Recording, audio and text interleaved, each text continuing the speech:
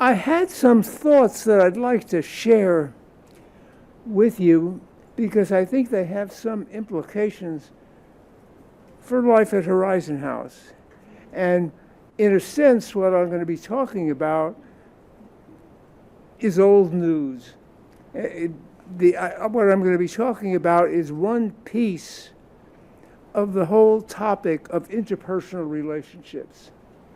And psychologists and psychiatrists and social workers have been interested in interpersonal relationships for a long, long time. But something has happened maybe in the last 5 years with regard to one piece of the literature on personal relationships that I think has implications for here.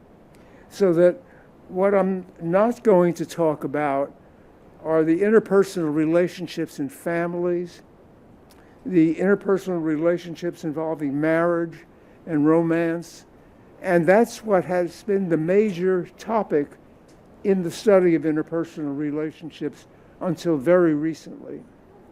And I don't know quite how to describe what this new development is.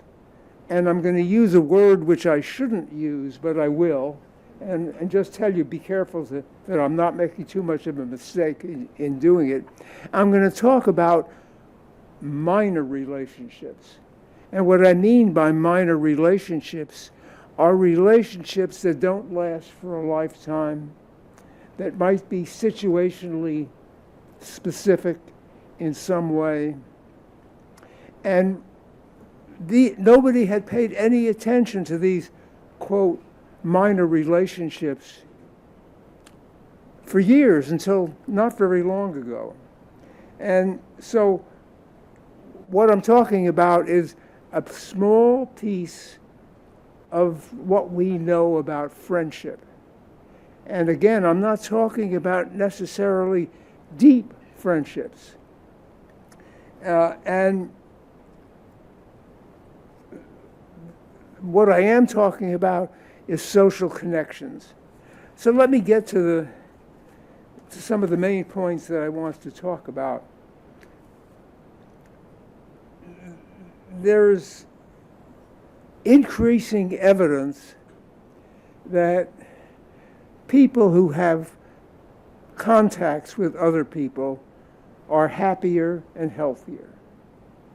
And there's more and more evidence coming to indicate that is the case. And the research is quite interesting.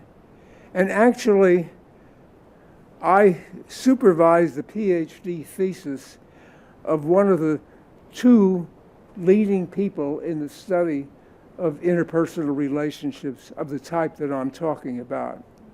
And I'll just mention a little bit about him. I'm talking about someone whose name is Ed Diener.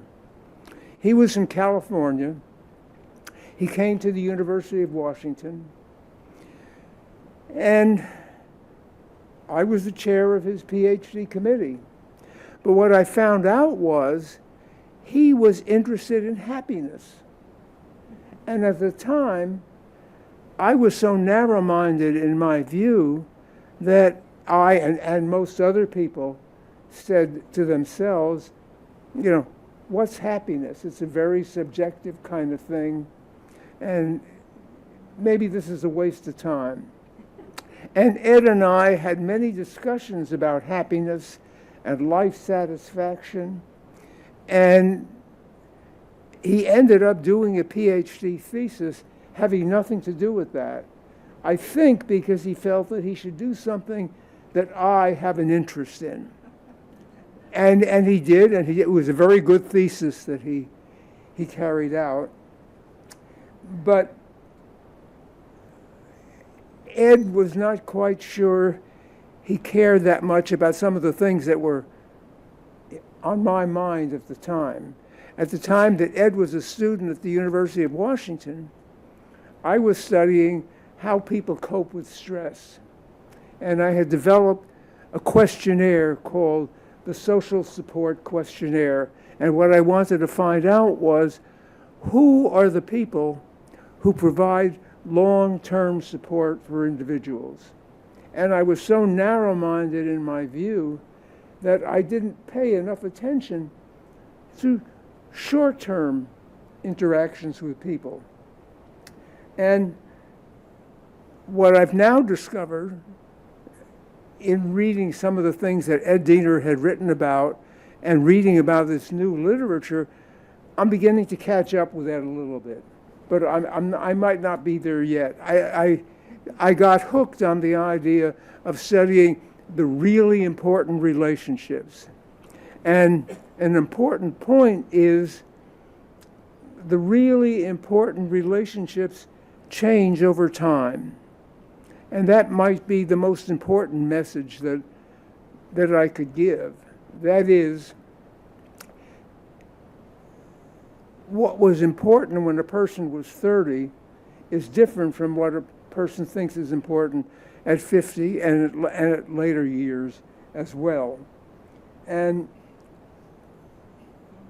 what is coming out is a bunch of very creative experiments. I'm not going to go into the details of any of them, but I'll just tell you about one study that was done, that was published a year and a half ago. It was a study by a couple of social psychologists who wondered what would happen if strangers had conversations. And so they figured out a way to talk to people who were riding on buses and trams and said, you know, we'd like you to have a little conversation. And that was the whole, basically, that was the whole experiment that they carried out. Half of the people that they studied did not get this message, and half of the people did get the message that we would like you to have a conversation.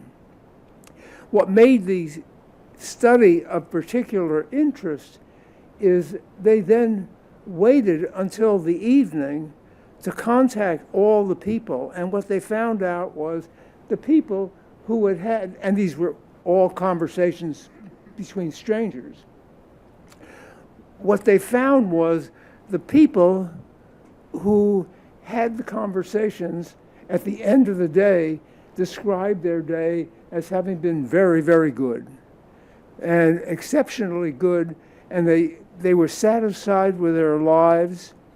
And that's just one example of what minor relationships can entail. And I suspect that each of us could come up with examples of these minor relationships. And I'm going to give several illustrations, many of them from here.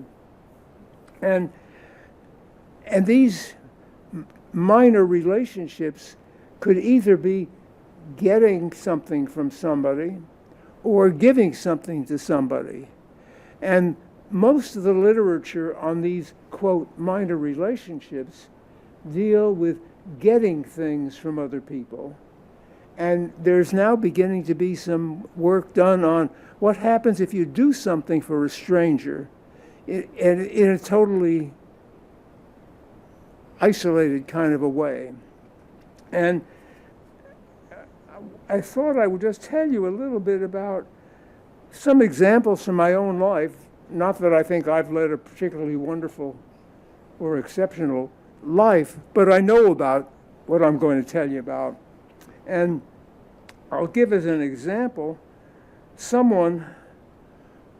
two people, not from Horizon House. I, as many of you must do also, shop at the QFC on Broadway. And I have developed a relationship with one of the checkers and one of the baggers there. And a couple of weeks ago, I hadn't come in for a week, and they both wanted to know what happened. Are you okay? Is everything all right? And I've developed a particularly valuable relationship with the bagger. She's Asian, I don't even know her name, and she happened to mention to me that she wasn't feeling good on a particular day. This was 5 weeks ago. So I asked her what was the matter. And she told me that she had a hip problem that she has had since birth, and that now she was having a lot of pain, and she was going to have surgery. So I told her that I had had 2 hip replacements, which had worked out just fine.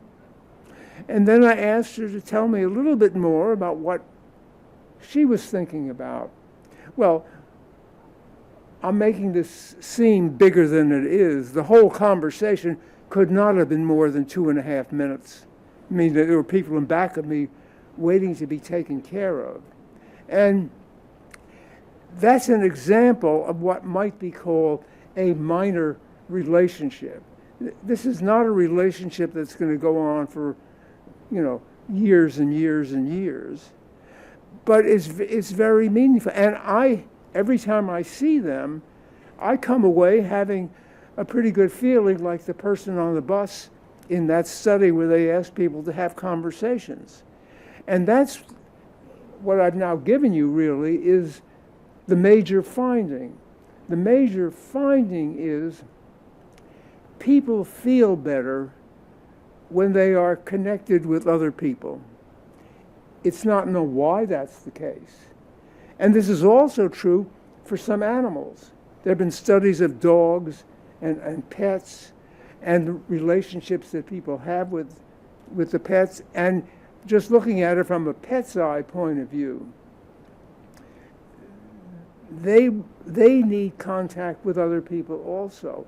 So we may be talking about something that has a significant biological aspect to it, even though we don't know anything about it. Another example of a minor relationship is one that I have with someone who works at Horizon House. And many of you may know her. Her name is Florence, and she works only on the weekend, and she cleans up. I mean, she sweeps the floors.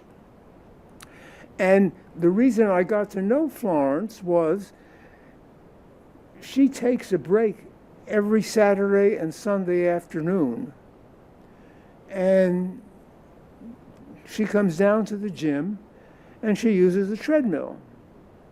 And so we have had, minor conversations. And I was not there one day this past weekend, and she wanted to know what happened.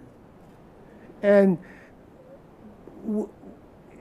the point is, I have a good feeling after I've had this minor contact with Florence.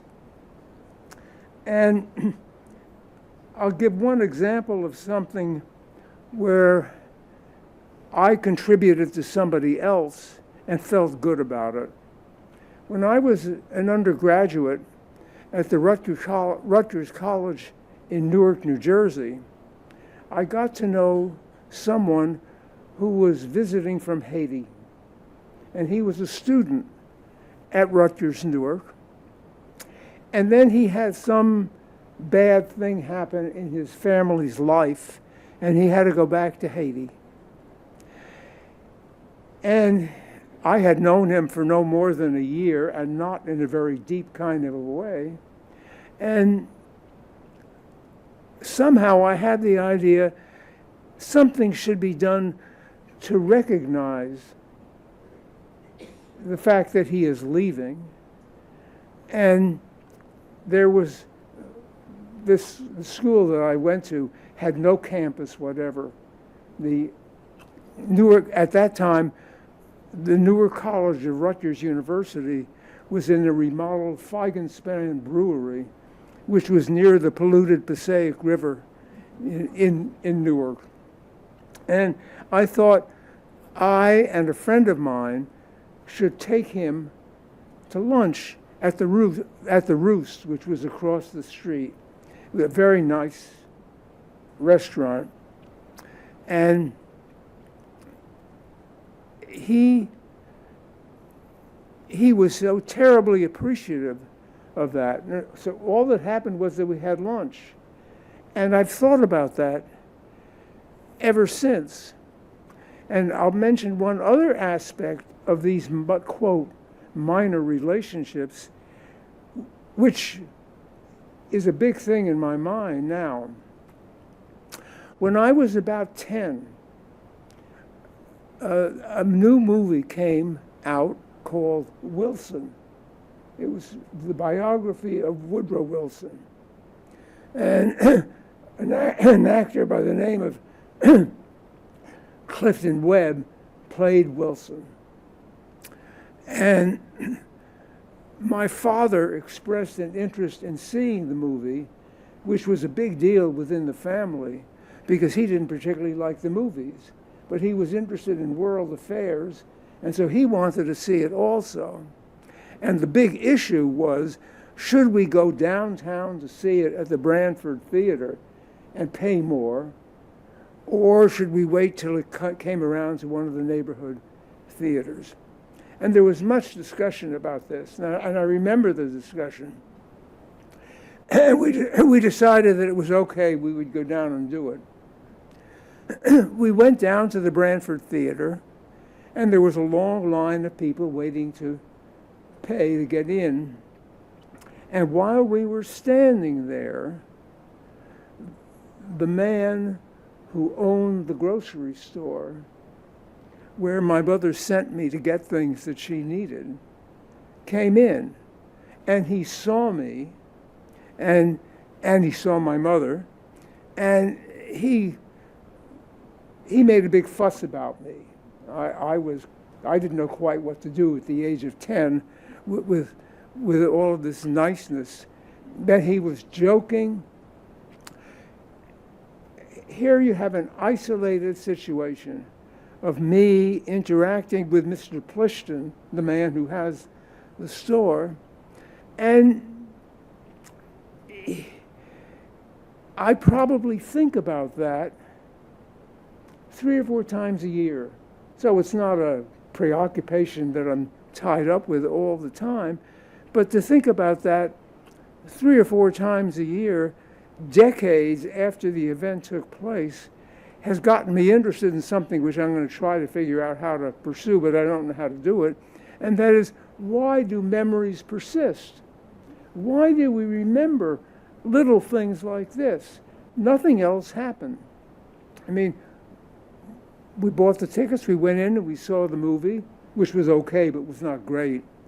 And it just kind of shook me up. An example of a minor relationship involving helping also occurred to me, I guess, about 3 years ago. Some of you may remember Ruth Eller. She was a resident at Horizon House, and her husband died. And I was talking with Ruth, and of course it's very difficult to know what to say in a situation like that. But I told her that one thing that sometimes helps people is to do something which might be just a little thing as a kind of a memorial for the person who has died. About 2 months later, I was walking down this hall that leads to the elevator and the lobby, and there was this sculpture, which you've probably seen, of 2 birds, 2 ravens.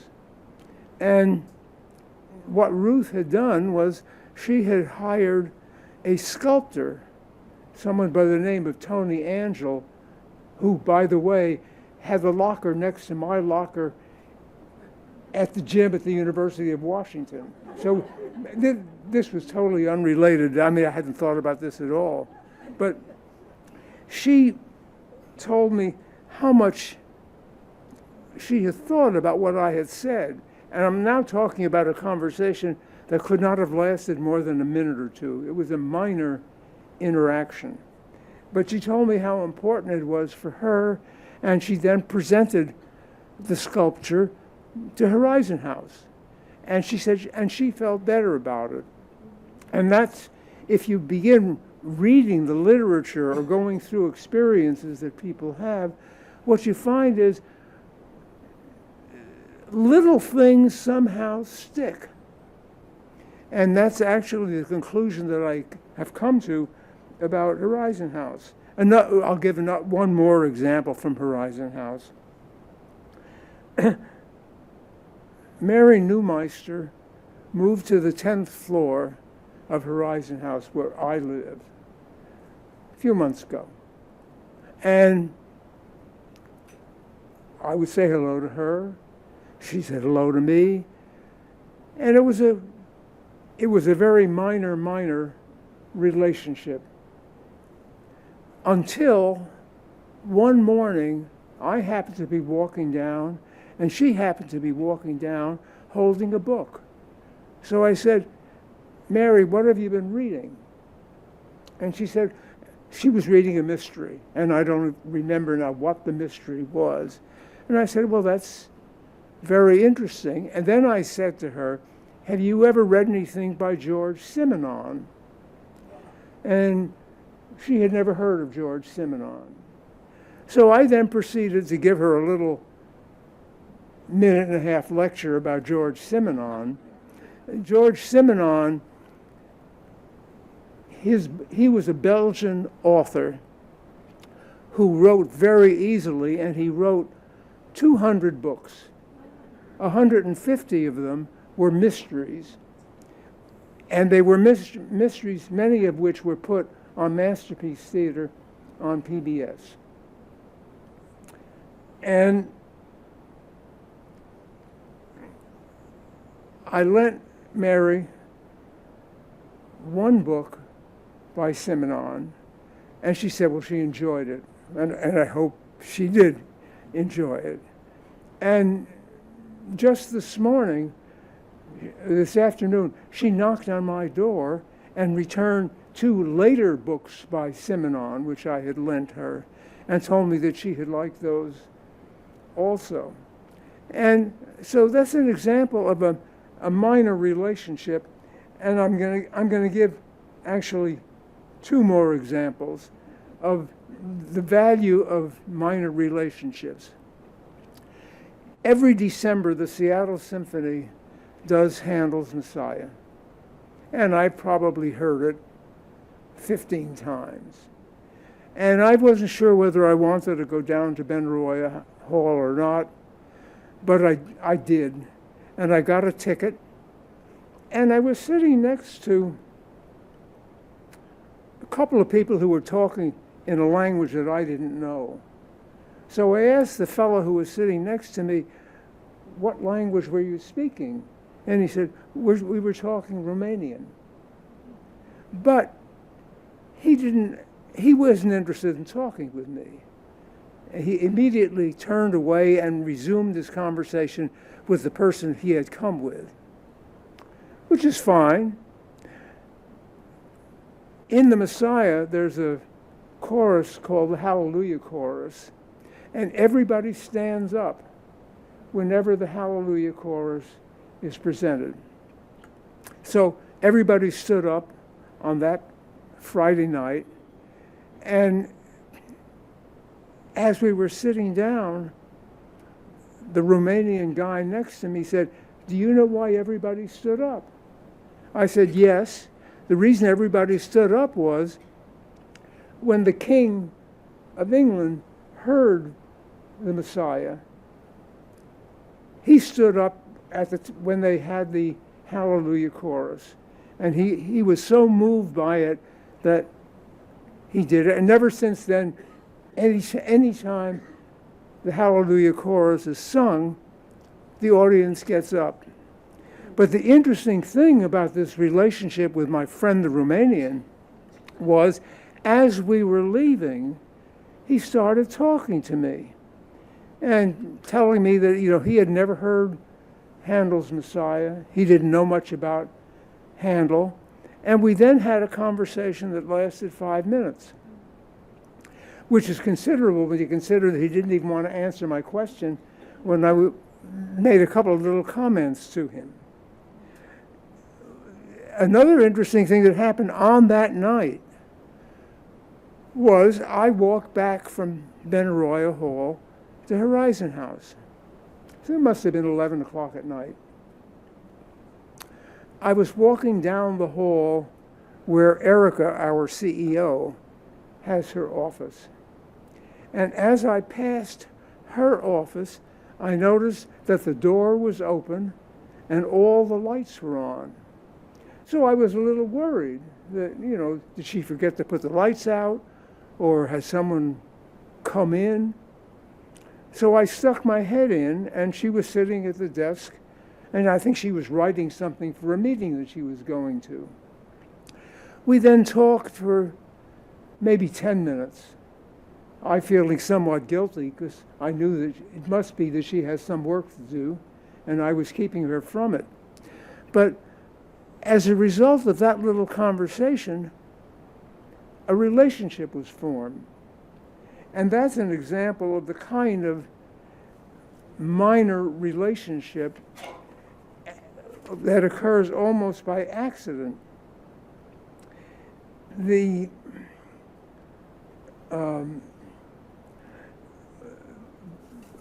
of the things that is of particular interest is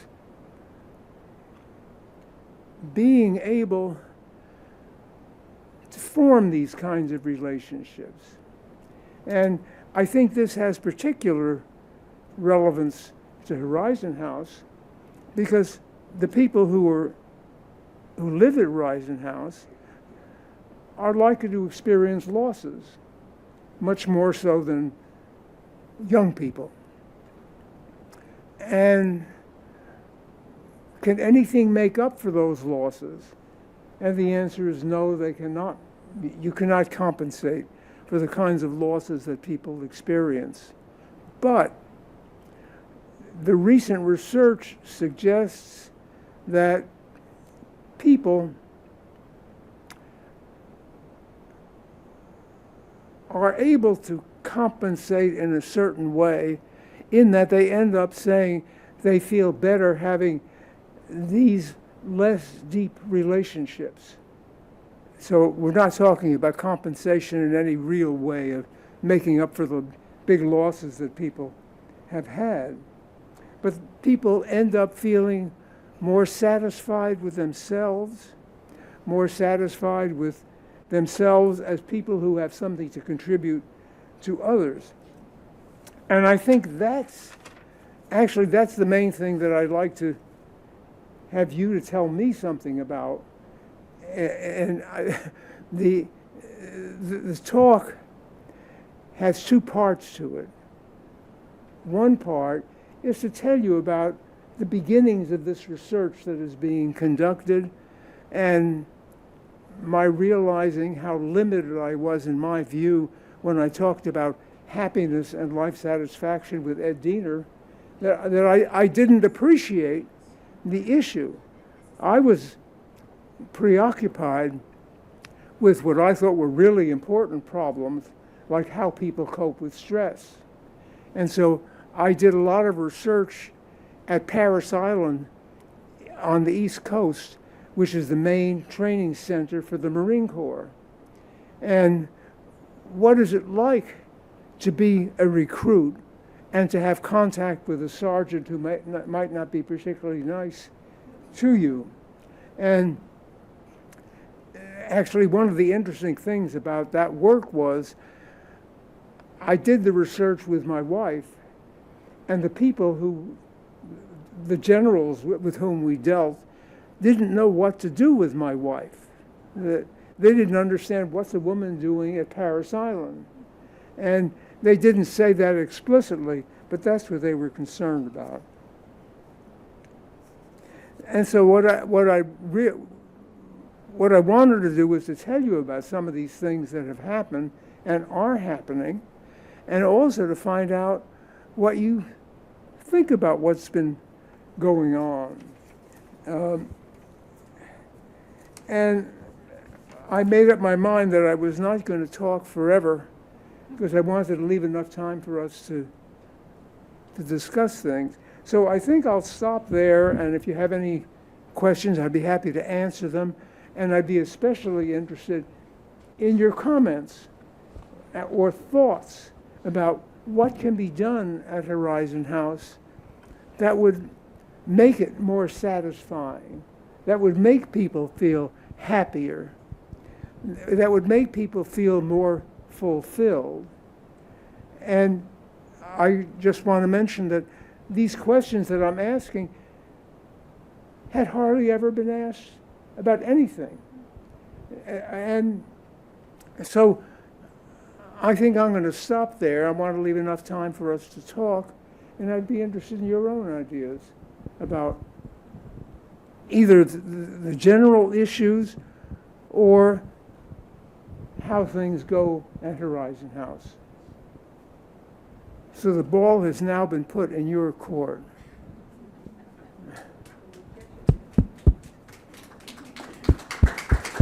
Thank you.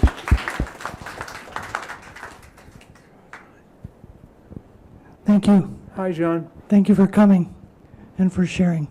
I think what I observe is that we are having these short or intermediate time period discussions right here in the Fireside Lounge.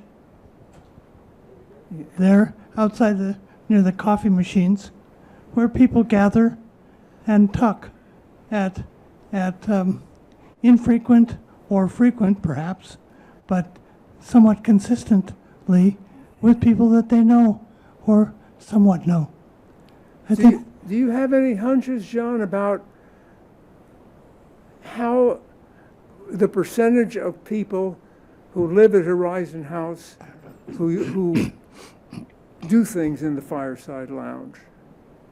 I think, well, in my personal situation in the wheelchair, I just go past because it's an obstruction to me.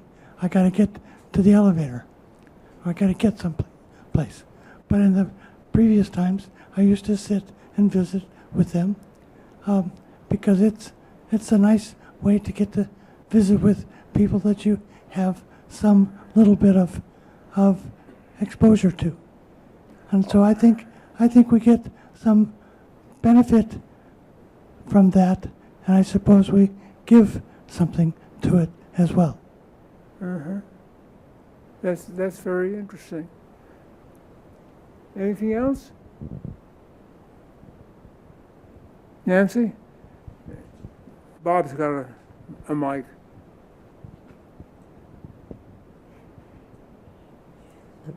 Well, this is something, it happens to be something that I've thought about myself for lots of times. And some around Horizon House is that it used to be that if I could stay in my robe and slippers and watch from my bedroom something that was going on, I would do it. But then I happened to get things that just weren't working at all. So if I was going to do anything, I had to go downstairs. And I realized how much I was enjoying it. And how many more people I knew, how many, I was just smiling all the time. I was really happy. And there was that. But also, my husband and I had developed a place where really bright kids can go at the University of Washington. And people were saying to us, "Oh, that's terrible. They'll be all snotty and they won't want to talk to anybody else." Turns out that is not at all the case. Uh-huh. They were very happy to talk to others, and we would ask them. I'd say to them, "Well, when you go on the bus, do you talk to the people? I mean,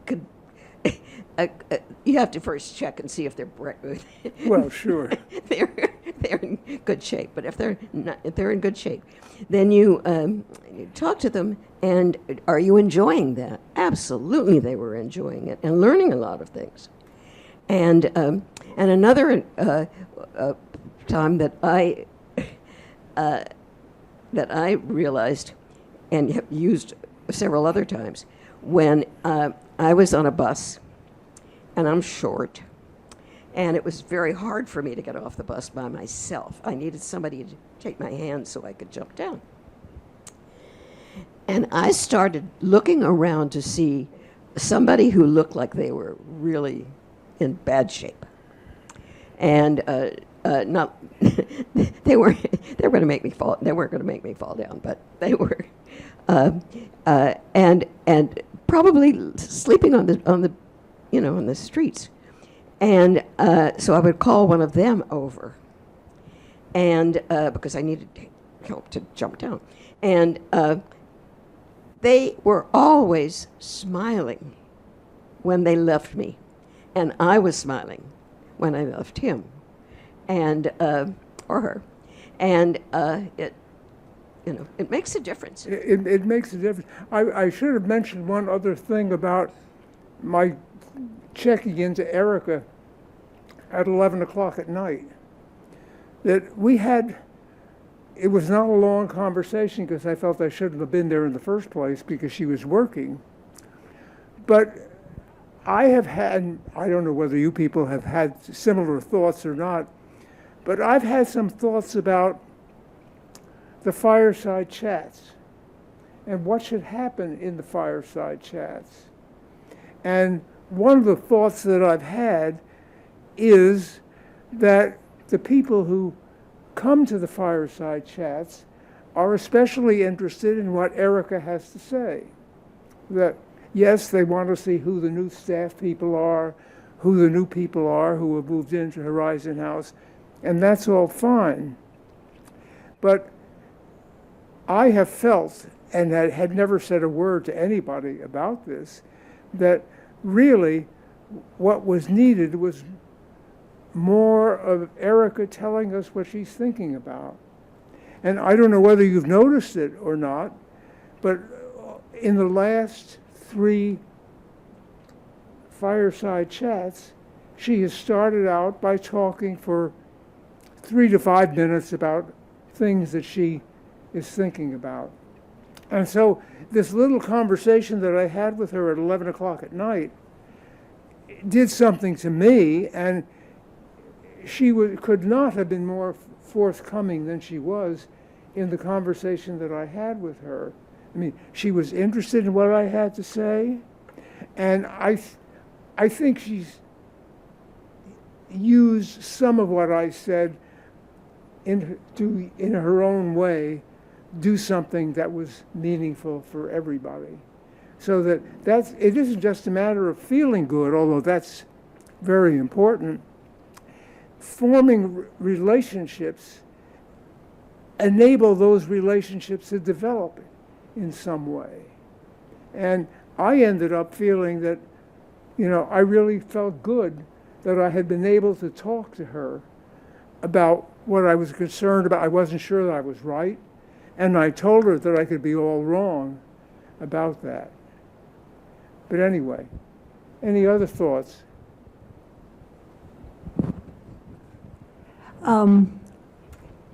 I hadn't heard of Horizon House until the end of June, when my brother-in-law and sister-in-law moved down from Santa Monica, California. All 3 of their daughters live in this area. And we came to see where they were moving. And they hadn't even gotten their furniture yet. And it was the day that there was a wine party and a parade afterwards. So that was quite an introduction. And then we went and had an amazing standing rib of beef. And so I said to George, well, we have 5 grandchildren in this area.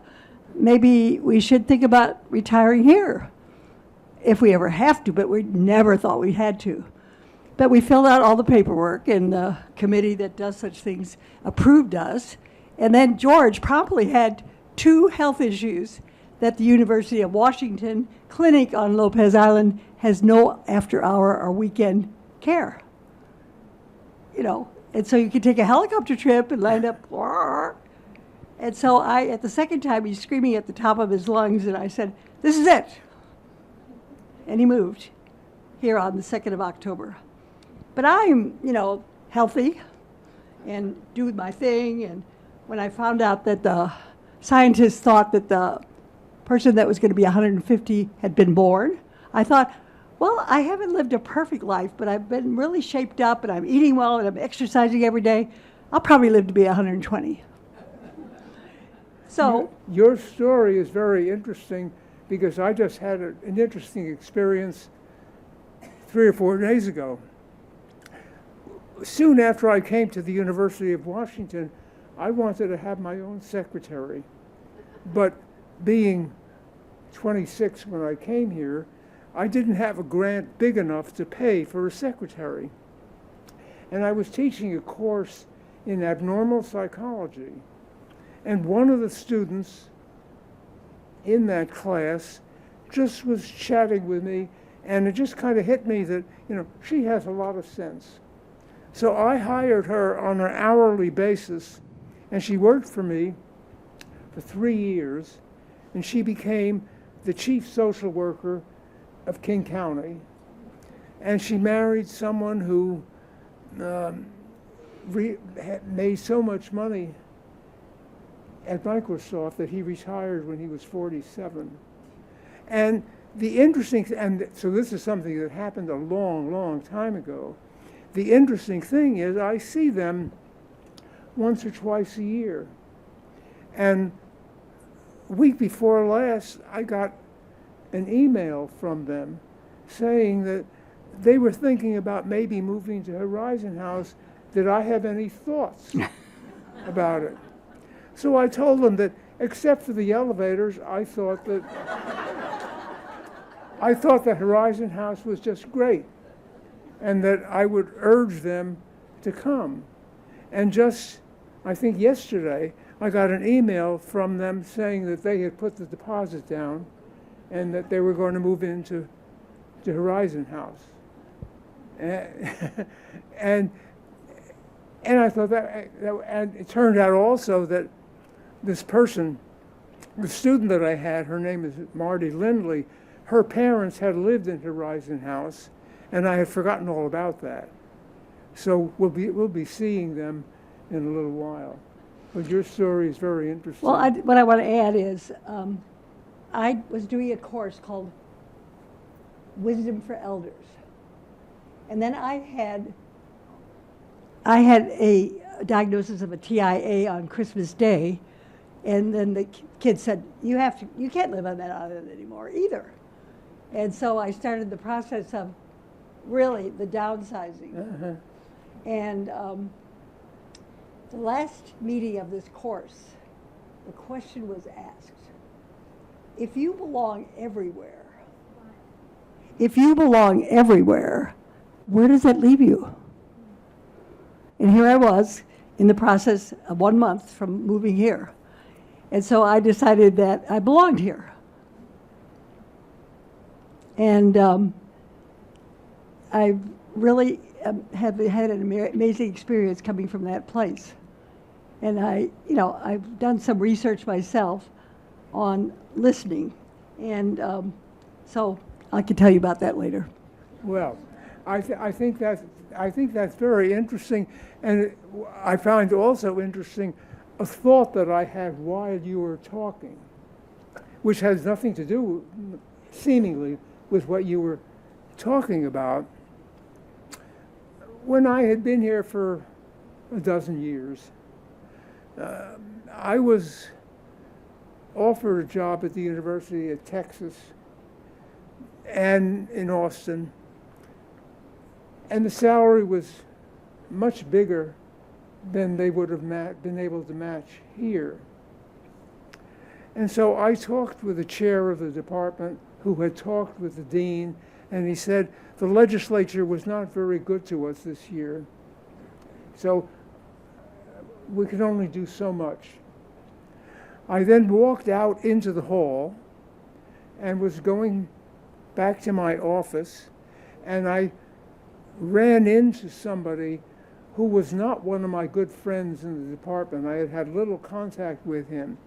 And he said, "You don't look so good." So I said, "What do you mean?" He said, "Well, you look like maybe you just got some bad news.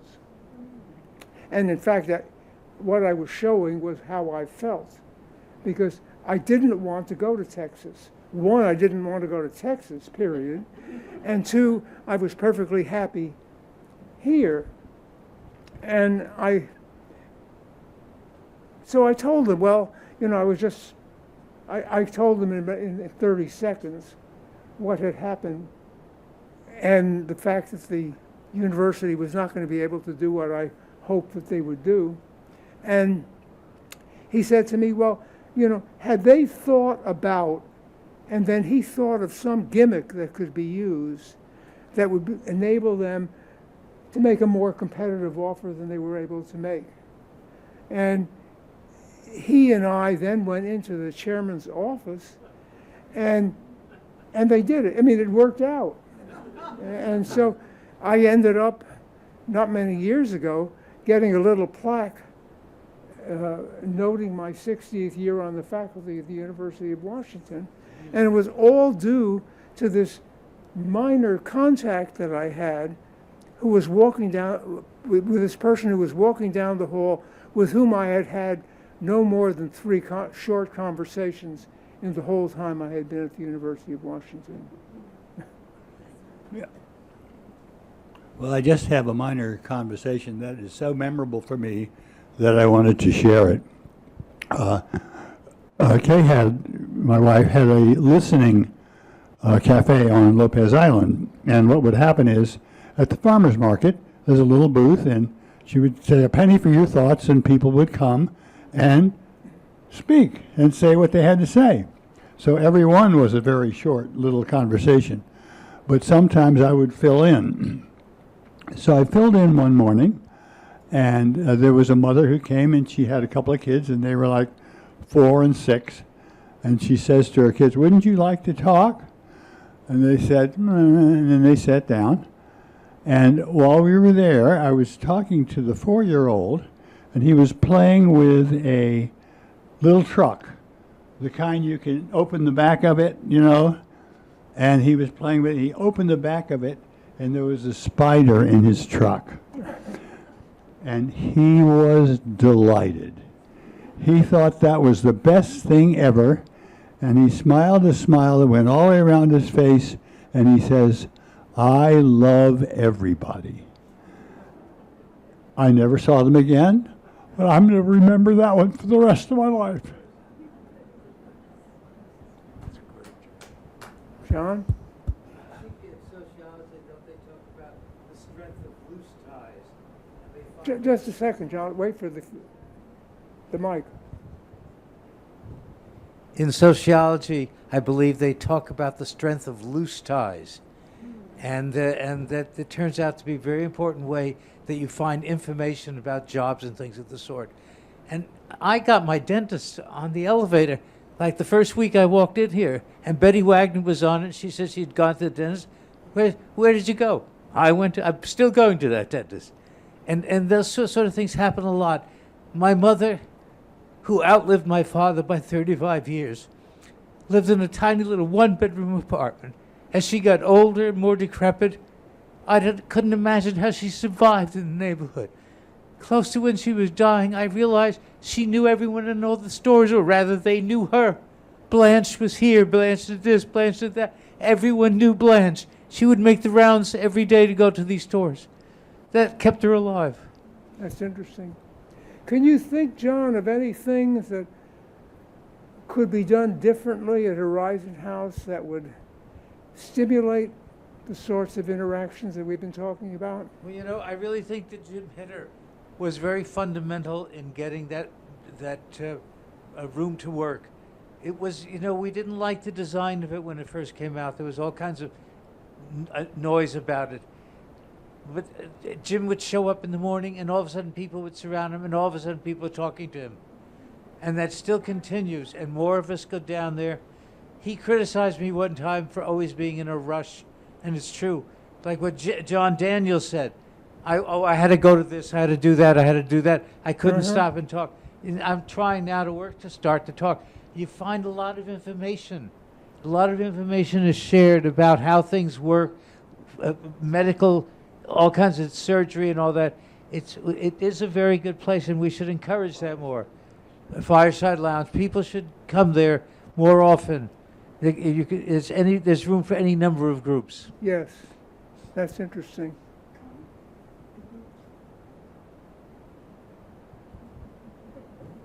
Okay. The Fireside Lounge is a wonderful communal place, but you have to go there. And I'm not sure that everyone who moves in realizes there's kind of a ethic at Horizon House about people not going and knocking on your door. When you move in, nobody's going to show up with cookies.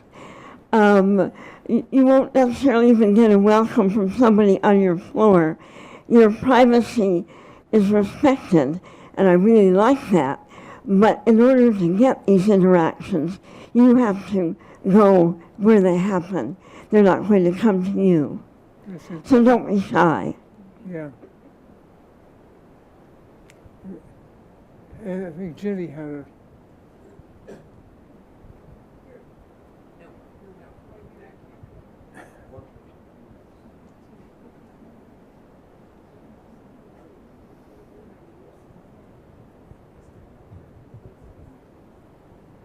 For the Low Vision Hearing Challenge group, we've been trying to have sessions every 2 months to bring everybody, for instance, who has hearing challenges together in a room.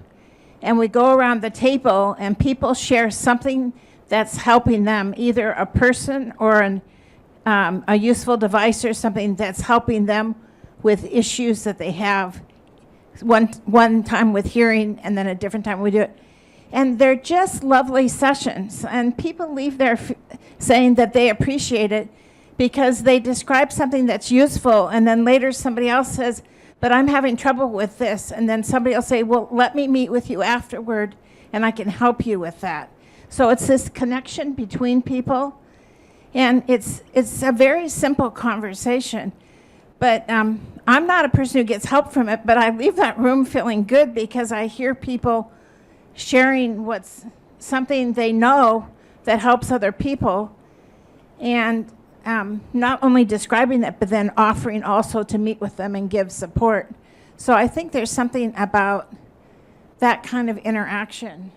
Are there some people, Jenny, who should be coming to these meetings who are not for any of a variety of reasons? Yes.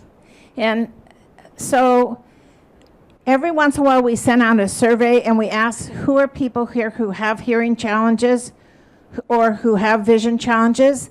And even though we announce these in the alert and they're in the elevator, I try to send an email out the week of this to all the people who have identified that way. And if I remember to do that, more people are likely to show up than if there's an alert announcement. So there's something about a personal invitation. Yes. Maybe. And some people come and look in the door and it says, is it okay if I come in? So I think if people know about it and know it's a welcoming place, and but everybody has something to say around the table. It's really quite lovely. And I think it strengthens to me what I think Horizon House is. I think we're a community that cares for each other. And I think it's so well communicated in those meetings.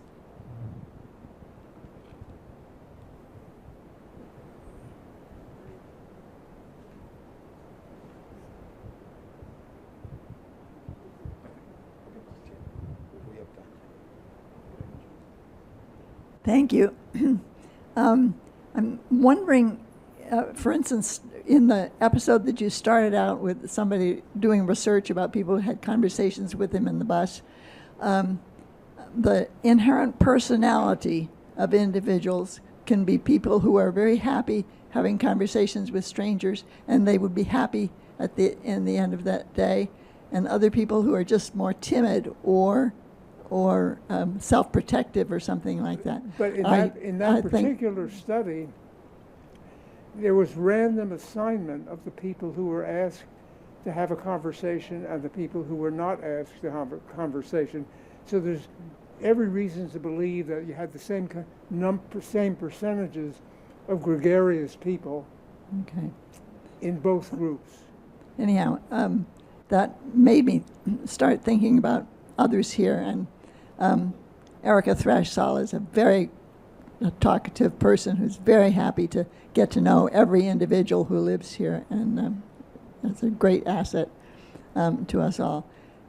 Personally, I can stand up in front of a crowd, I'm fine, but I am timid about asking people to do things or to go and have dinner and things like that. And so I just am aware of personalities are Do very you think different. anything can be done by Horizon House in terms of the training of the people who work here that would facilitate this? No, I think it's a question of me reaching out to other residents. Because I'm sure you have had experiences similar to my experiences. There is someone who is not employed by Horizon House, but who works with people who need someone to help them. And he has known my name for 7 years. I've never had any contact with him, and he's ever done anything for me. And in the back of my mind, I have the thought that, if I should be in the situation where I need help, I'd want this person to be working with me. And whether it was training that had helped him, I suspect it was his own personal characteristics I that think made there the are big difference. personality differences. Thank you. Other thoughts?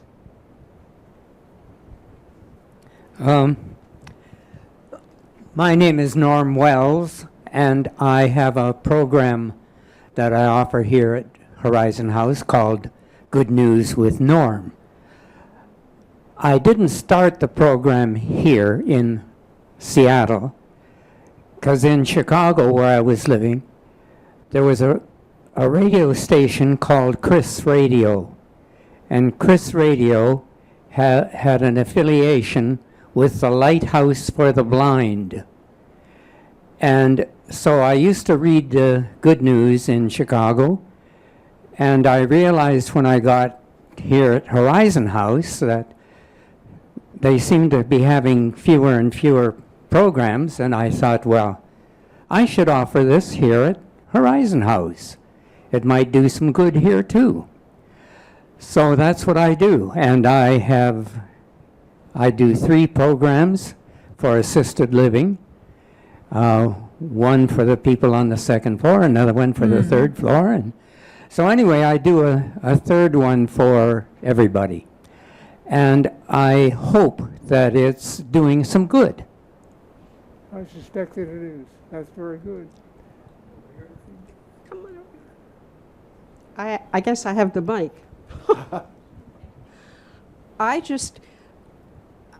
I think this entire meeting is one of those things. And it's very like Horizon House to be conscious of this and to care and to share. And I'm just bowled over. This is the reason I came here, because people can do this. And I don't know about others, but my feeling is I'm freer now to talk with people and to do this kind of thing than I was before I walked in here.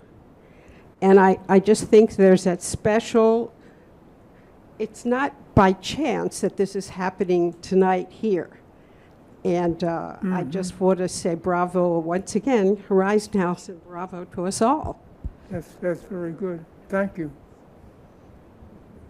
Irwin?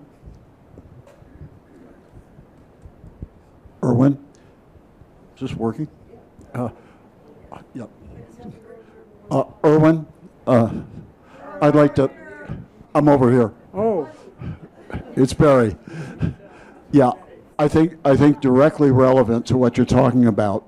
The Wellness Committee is encouraging people who are leading programs to invite the group at the end of the program to take a minute before we leave and to seek out someone in the audience with whom they're not acquainted at all or only marginally having a nodding acquaintance, and to go out of the way to approach such a person and exchange a few words and pleasantries and spend just a couple of minutes talking about their takeaways from the program as a way of strengthening the social fabric Yes, and creating opportunities for more connection. that's good. One more? Back there, Barry?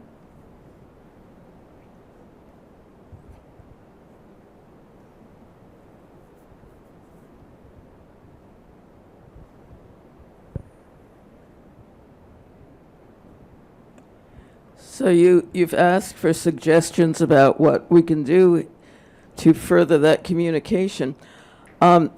Most of us don't like to eat in the dining room alone, but many of us, maybe most of us, are rather shy about inviting somebody else to dinner, and usually end up picking something up and taking it back to our apartment to eat by ourselves. And I have found on several occasions when I had some reason why I wanted to go to dinner and I wanted other people, that I have asked people whom I don't normally dine with if they want to have dinner with me.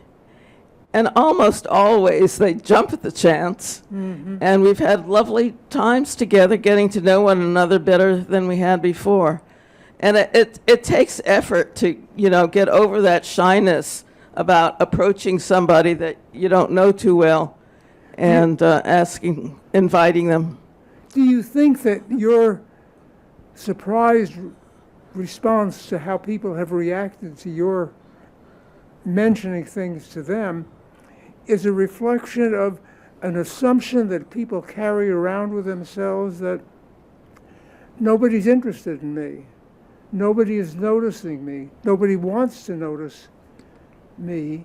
And that maybe what we have to understand a little better is the kinds of thoughts that inhibit people from taking the kind of initiative that you took, which I think is very laudable.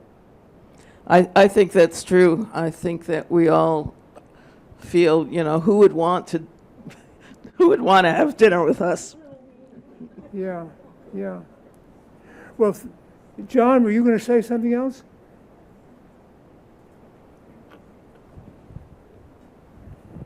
Thank you. One of the things about being in assisted living is all of our meals are taken in the same place, typically with the same people. But when I was in independent living, periodically in the dining room, there was a table, and if at the beginning it filled up, they opened up a second table for gathering for people who wanted to eat and visit. Mm-hmm. Does that not still take place? Yes. Mm-hmm. Mm-hmm. So if they need encouragement to make that, to add a third table and a fourth table, I think that should be picked up with management in the dining room to be sure that still takes place. Well, that's a very good thought. Well, look, thank you all for coming, and thank you for your ideas. This was very good, and maybe we should do it again sometime.